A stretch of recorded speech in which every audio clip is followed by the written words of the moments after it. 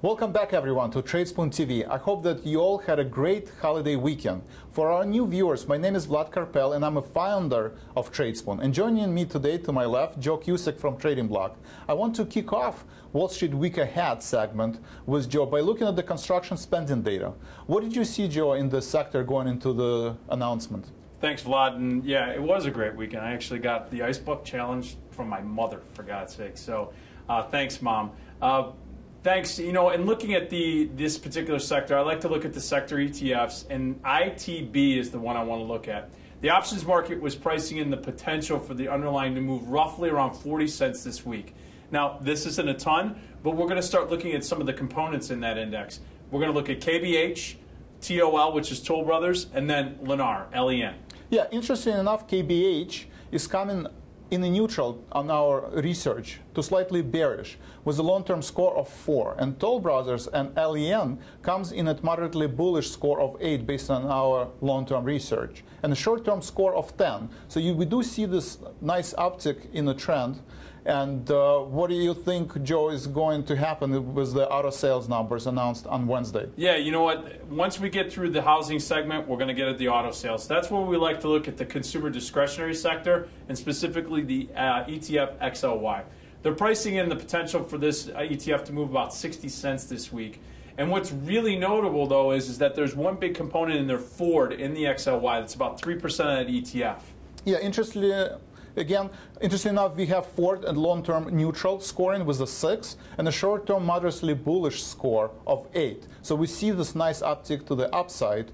All right, let's wrap up this week on Wall Street by looking at the natural gas and unemployment numbers. Yeah, looking at nat gas, which is going to come in right around Thursday, pricing in UNG, which is the nat gas ETF, pricing in the potential to move about 55 cents this week.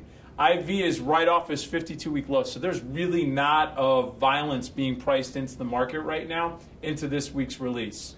Yes, and if you look at our research numbers, we have coverage on the largest natural gas producer, Exxon, coming at a score of 8 across the board for both long and a short-term score. Yeah, you know what, Vlad? It just hasn't been hot enough this summer for nat gas to really see the reserves getting hit, and we've seen that with the numbers. So, you know, nat gas providers could have some potential to the upside, but again, we're going to need some of those catalysts like weather.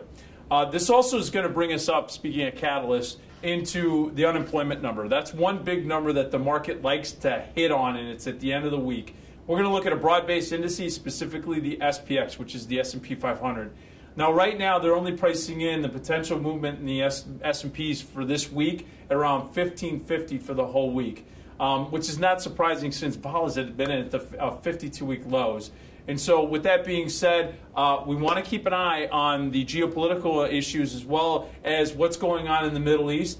That could be a catalyst here, folks. Plus, the EU has been under a lot of pressure. There's a lot of talk about rates and so forth there and how they're going to start to try to stimulate the economies over in Europe.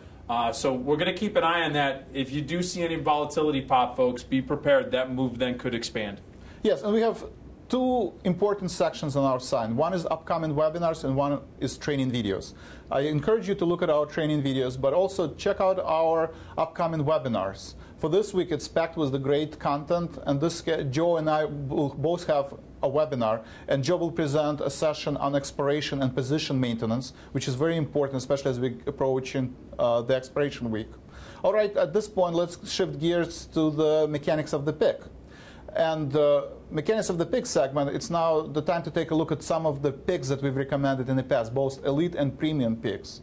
This is where we break down the logic of the trade, why we got into the positions, as well as any adjustments or maintenance. The first pick, part of the premium service I want to cover, is Expedia, ticker symbol EXPE. Has demonstrated a pattern of neutral to positively technical signs, and it looks undervalued at this price level. Expedia has exceeded 1 out of the 3 last earnings announcements, and Expedia has a strong positioning in the market, has resulted in price appreciation of over 20% year to date.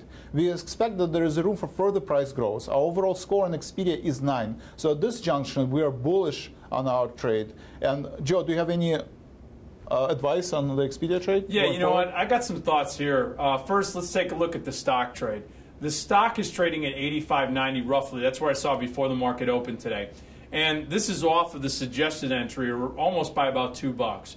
Right now, the stock has low IV, so there's really not a big expectation of violent moves.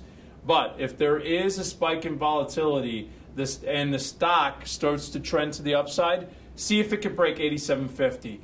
If it isn't able to break 87.50 with some conviction, either look to take an opportunity to cut the trade out or look to sell some calls against the stock position, especially if you have 100 shares. The long $85 calls, they're trading for around 220 before the opening, which is off of the entry of 490. There's not much in terms of an adjustment here, Vlad. But there is still 45 days to expiration. That's why we stress having time on your side, especially with long positions, works in your favor.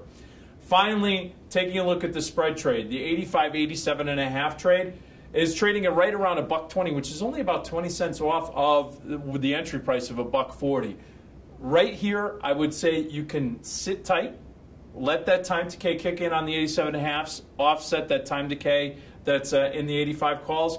If you see the stock break, you might want to get out of this position to the downside. If you see a break to the upside, you're just going to have to be patient. We got 45 days for this trade.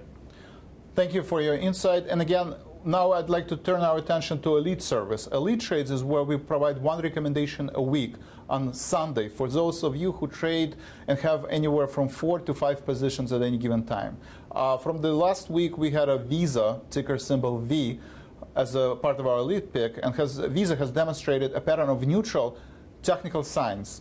The company has matched 5 out of the last 5 analyst earning estimates. The stock is expensive, valued at the current PE levels, and the expected increase in interest rate is clear threat to future profitability of Visa. Our overall score of Visa is 4, which is mildly bearish.